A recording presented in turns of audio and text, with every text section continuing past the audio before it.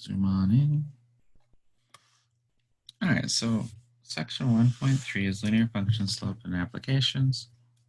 So linear function, here we use this cursive F, so you'll notice any mathematician, their F's always look like that. A linear function can be written in the form of f of x equals mx plus b. You also might know this is y equals mx plus b. As a slope-intercept form, same concept, same idea. Where m and b are constants. Constants mean they belong to the real numbers. Means they're just some sort of numbers, right? Make that look a little bit better. Okay, so it could be like 5, 2.8, that sort of stuff.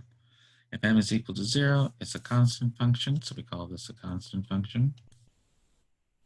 If m is equal to 1 and b is equal to 0, we call this identity function. It just sends x to x, so we'll send 3 to 3, 7 to 7, square root of 82 to square root of 82. Okay. A slope of a line. So a slope given 2 points, a and b. You can find the slope at m here, or our rate of change. We'll get into that as well, as rise over run, or y2 minus y1 minus x2 minus x1, or sometimes you'll see this if you get into calculus, just the change in y over the change of x. Oops, that should be an x, where this just means amount change. This means the change. Okay. So draw us a couple slopes. So remember, positive slopes will always be going. So the slope is positive. It always kind of goes up and to the right. Here's a different one. Here's another positive slope. Even if it's slightly tilted, this is a positive slope. So positive slopes will always kind of go, as you go from left to right, they'll be going up, right? As we go from left to right, negative slopes go down.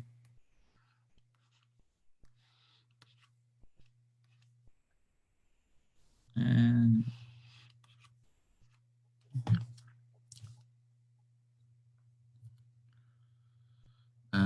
oops, there's a small typo on the note.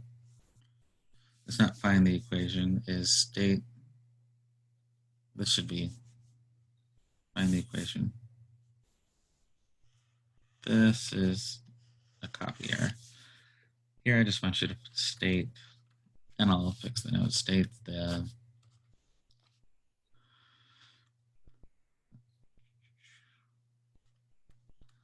if the slope of the line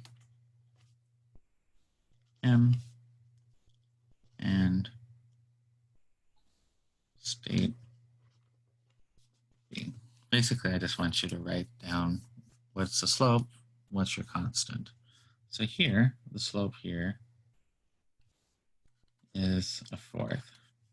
So a fourth equals, so m here is a fourth, and b here is 6.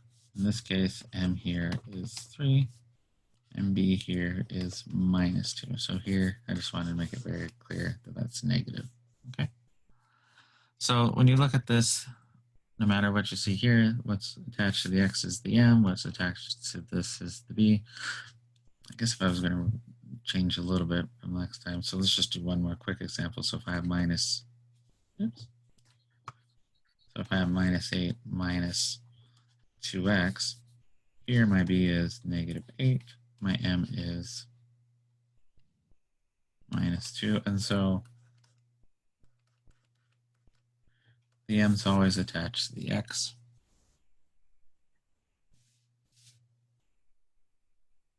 Leave that up for a second before swapping.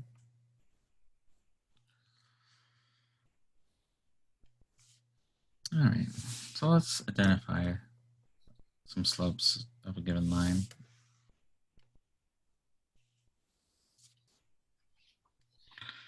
All right, so identify the slope of the given line that's below. So in order to do this, we're going to be using this function right here. So let me just write that. So the slope is equal to y2 minus y1 over x2 minus x1. so here, we're going to use this point here and this point here. And so this is the point 1. So this is the point 0 in the x, -1 in the y. Here's the point -2 in the x, and then 4, 5. Yeah, 5 in the y. We're going to call this one x1, this one y1. We're going to call this one x2 and this one y2. And so the slope here would be -1 minus 5 over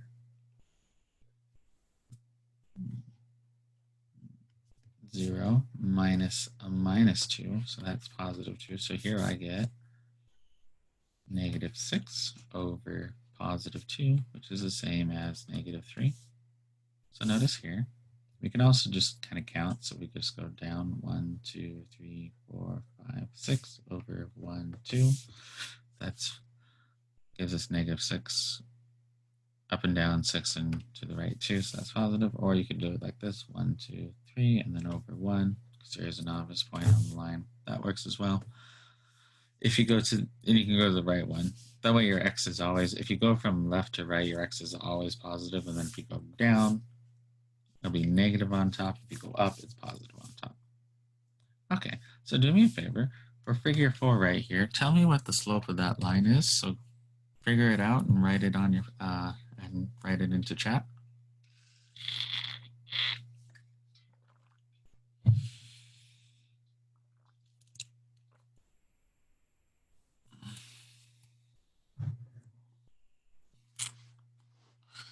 I got one answer. See if we can get about like 3 of them.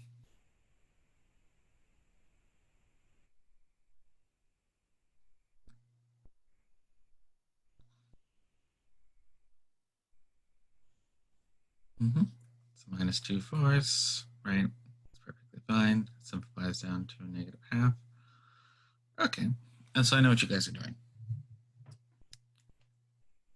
So here, you guys are going down 1, 2, and then counting over 1, 2, 3, 4. And so here I have 4 on the bottom and that. But someone finally posted the correct answer. Notice something here. What's going on here that makes one of the answers on the board correct?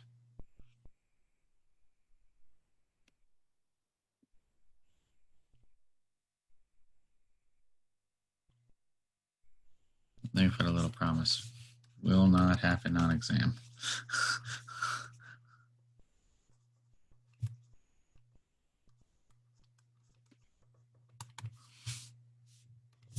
At least, so you have a negative slope here. But notice what the spacing is here. The spacing for this one is one box in the x direction equals 1 box in the 1 box in 1 unit, right? Here, 2 boxes in the x direction equals 2 units, right?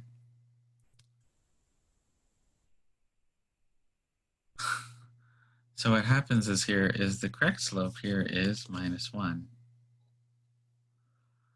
Because here, if we actually look at this point, this is the point. Notice here it says 2, so this is the point 2, 0. Well, here I'm at 0. This is the point 0, 2. So if I did the math for this, it'd be 0 minus 2 over 2, or 2 minus 0, which equals -2 over 2, which equals -1. Okay, so does everyone see why this one, the slope is a -1, even though it looks like it's a half? It's because of the spacing here. So most, all right, let's make it very clear. So this is on purpose. Most graphs don't have the same spacing. Don't have the same spacing. Okay, and so that's why you can look at some, and so we're going into political season. I will not talk about politics per se in the sense of one party over another or who knows what or whatever, right? But when they show a lot of graphs are shown, they sometimes have the spacing in such a way it looks like horribly awful when they're like a percent off from each other, right? So when you're looking at a graph, the first thing you should think to yourself, how are they trying to lie to me, right? What are they trying to deceive you with? And so just be very careful about that. So this is why I show this. This won't happen in the exam. You should have like almost always normal boring things.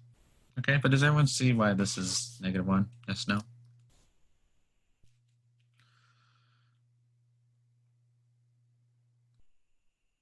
Yes. Okay, one yes. All right. Okay, much yes. And a C. How do you choose what points to use? So for lines, it doesn't matter which points. So the slope between these 2 points and these 2 points is the same between these 2 points and these 2 points. It's always the same. Just be careful on your spacing. I'm only going to do this once. It's just to say, hey guys, pay attention, right? Then I won't ask you to pay attention anymore. But it's just to put a little flag in your system to do this. All right, so let's calculate the slope of a line that goes through a pair of points. And so we're going to do this.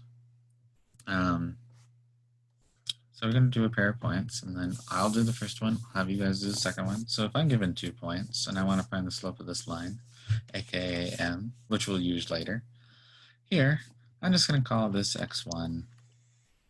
Oops. Wrong buttons. Do I remember how to use any of my buttons? No. Y1. X2, Y2. There you go. All right, so here's what I'm going to use. I'm going to use the same formula. Oops, not what I wanted. I'm going to use this slope formula here. So y2 would be 5. Somehow chosen a non-color. 5 minus a -1. So that's really like a positive. And then here I have -2 minus a 0. All right, so here I have 5 minus -1 will give me 6. 2 minus 1 gives me -2. And so once again, I get -3.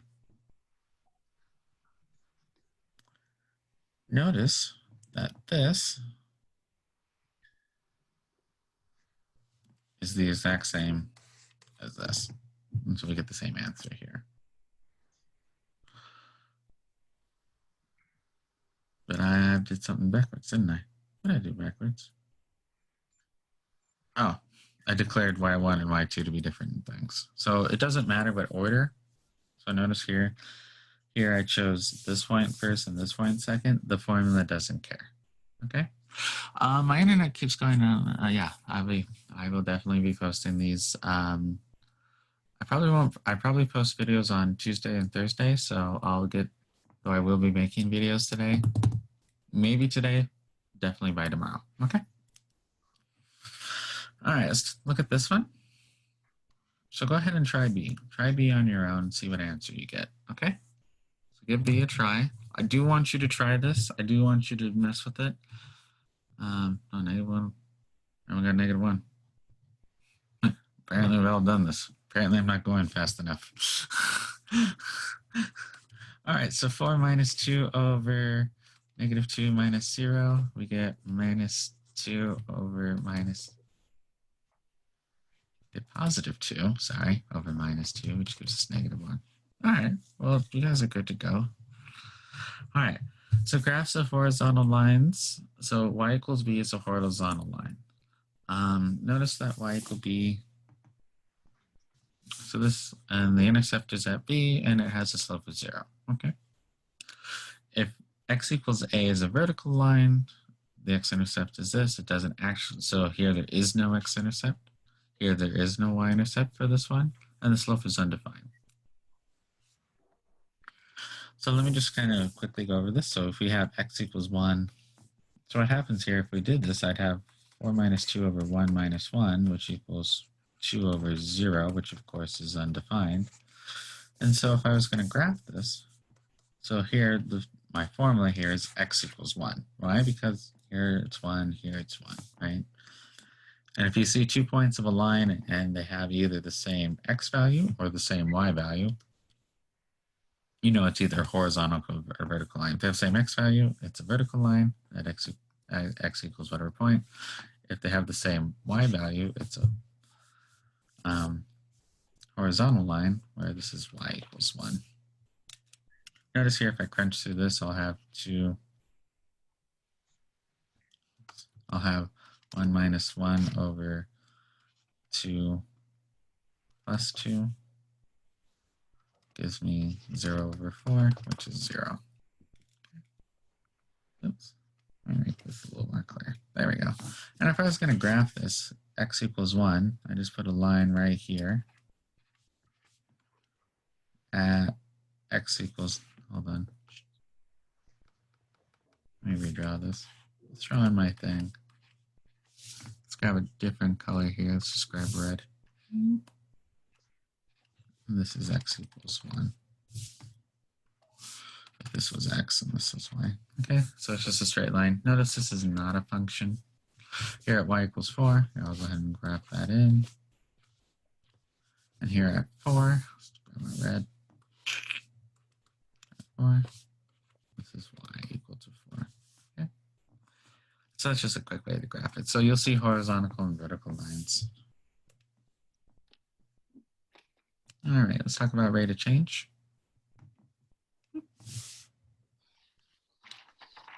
All right, so rate of change.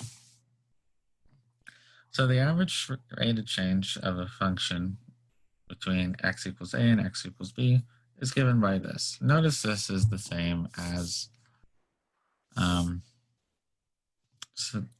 notice this is the same as our slope. However, the average rate of change is the slope of a secant line between x and a, with the line passes through the 2 points for the value of x. So let's pretend I have some strange looking function, right? And I want to know the average rate of change. And so here I can actually just choose 2 points, right? I can actually choose some points. So let's just say I want this and this. And so let's let this be a, this be b. So here's my a. Here's f of a. That's the function value at a. So whatever the y value is there. Here's my b. Here's my f of b, whatever my function value is here. And then here, the average rate of change is I'm going to make a line through these 2 points. Maybe. If I can hit both points. Nope. Hi, Parallax. You going to bug me all day today? There we go. And so the average rate of change for this function here, f of x, which is not a linear function, how do we do this? We just kind of draw a line between these 2 points, and I say the average rate of change between this and this is the slope of the line connecting the 2 points. Well, how do I calculate that? Well, the same way we calculated the slope. Now, what does this all matter? Well, unfortunately, your book likes to give word problems. And so let's do a word problem or two. Let's do one. I think I'll do another one on the next page. So here's a word problem. Construction laws regarding ramp access ramps. Wow. My dyslexia is now switching whole letters. Access ramps for the disabled state that for every rise of 1 foot requires a horizontal run 12 foot. What is the grade or slope of such a ramp? And so let's just draw it real quick. It's always good to draw pictures if you can. So here I have a little ramp for the disabled. So we have probably, could be a couple things, but we just pretend we have a heavy person on a wheelchair, right? So for every foot we go up, we must also go across 12 feet. And so what's the slope? Well, here we don't need, we're not actually finding points. We're just doing the change of f of x and change of x. Well, we'll just make our horizontal distance x. So I'm going to say x is the horizontal distance.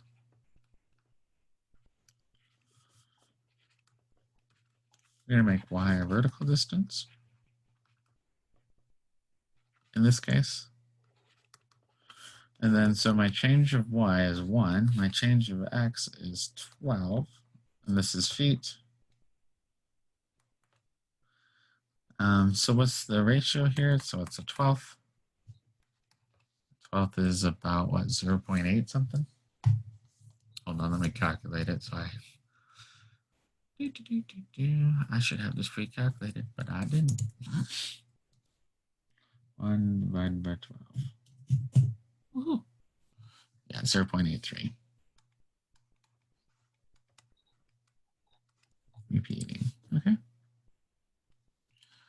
Notice here on this cute little calculator, I get 0.883333. You can just round that to 0.8.